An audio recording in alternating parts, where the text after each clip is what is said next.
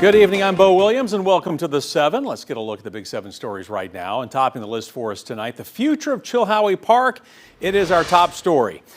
Just in the last 45 minutes or so, city council members voted to delay a vote on selling a portion of the park. Now the 6-2 vote resets the date for the vote to September 30th. Leaders had been considering a 2-week delay and for a time discussed an even longer 6-week pause.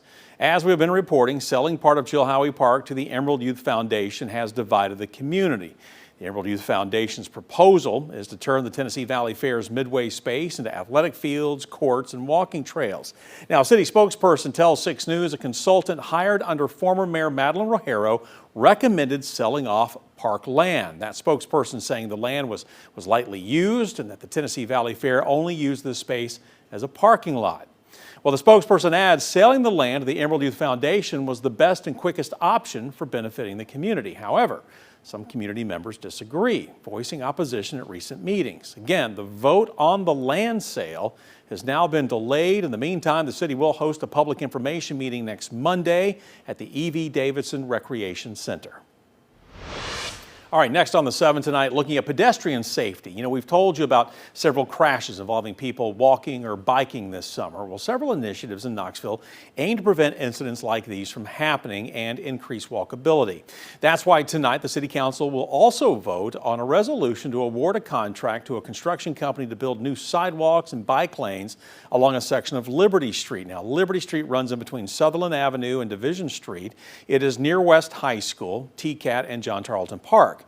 This section of road is a mostly residential area, but does not have any sidewalks or bike lanes right now. Now, Liberty Street also sees a lot of traffic. Now, I think what you saw there just a moment ago, yeah, it was an area just along Middlebrook. As after the Division Street intersection, it eventually will connect with Middlebrook Pike. Now, Zoe Scott with Bike Walk Knoxville says pedestrian-friendly infrastructure is really the best way to eliminate crashes. Over on Sutherland Avenue in front of West High School, where they implemented curb bump out and centerline hardening. So what that does is make sure that drivers have to take those turns at 90-degree angles. So it means that they're going to slow down. They are much more likely to pay attention. We're still waiting on the City Council to vote on this project. If the resolution passed tonight, Southern Constructors will be awarded $1.2 million to build the sidewalks and bike lanes. We'll have the latest for you coming up tonight at 11 o'clock. In the meantime, next here on the 7, new information about an attempted murder investigation. Let's get you up to date. This case stems from a crash, an arrest warrant that says a man abruptly drove his car into a woman outside of her own home. Now, this happened along Haney Hollow Road early yesterday morning, which is just outside of Oak Ridge.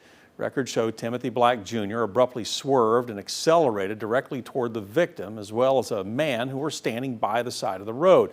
The man getting out of the way, but the victim was hit and thrown into a fence. Now, the arrest warrant says Black continued to accelerate, driving into that same fence. We're told this caused serious injuries to the victim. She had to be flown to UT Medical Center.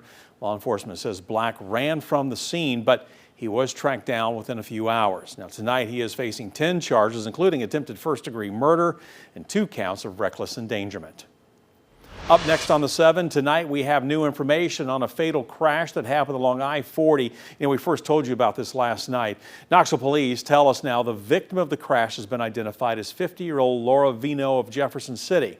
Investigators say Vino was driving on the interstate near the paper mill exit, and when she tried changing lanes, she clipped another car, causing her minivan to then skid off the road and roll multiple times. She was ejected from the vehicle. Police believe that she was not wearing a seatbelt at the time of the crash. Vino was transported to a nearby hospital where she died from her injuries. No other injuries, by the way, were reported in this crash. An investigation into the incident, though, is ongoing tonight. Next up for you tonight, the Knox County Sheriff's Office says deputies made 62 arrests and issued nearly 480 citations over Labor Day weekend. You know, 5 of those charges were for people driving under the influence. Deputies also worked 20 crashes, 3 of which involved alcohol, and 5 ended with drivers or passengers being injured. 24 stranded drivers were also reportedly helped by deputies between Friday night and early this morning. All right, up next on the 7, September is Suicide Prevention Month, and Tennessee faces high suicide rates, especially among teens. Now, it's now the 3rd leading cause of death for teenagers in the state of Tennessee. According to the latest Suicide Prevention Tennessee report, youth suicides have jumped 47% over 5 years. Doctors say stress, social media, and pandemic effects have fueled this crisis. There are a number of factors of anxiety and depression and sleep problems that go into social media, as well as the opportunity for online bullying that can come from social media. When we're talking about academic pressures, there's a huge rise in anxiety and problems with that. And we're seeing, a major problem, epidemic of loneliness. Emergency room visits rise as school starts. Young women report more suicidal thoughts, but young men are more likely to die by suicide. If you or someone you know needs help, you need to call or text 988, and you can do that anytime. All right, next here on the 7, new information about a deadly shooting. A juvenile petition obtained by 6 News details an account leading up to the shooting death of a Lenore City 18-year-old. The shooting happened early Saturday morning in Harriman during a party behind a business on North Roan Street. District Attorney General Russell Johnson says more than 20 teens and young adults were there and that guns and alcohol were present. The juvenile petition says 17-year-old Riley Pollock of Rockwood was arguing with an 18-year-old when Pollock pulled out a pistol, loaded it, and hit the 18-year-old in the head with the gun. We're told this caused the gun then to go off, hitting Holden House Levita, who was nearby. House Levita was taken to UT Medical Center and was pronounced dead. Pollock is charged now with second-degree murder, aggravated assault, and destruction of evidence. He is being held in Knox County's juvenile detention facility.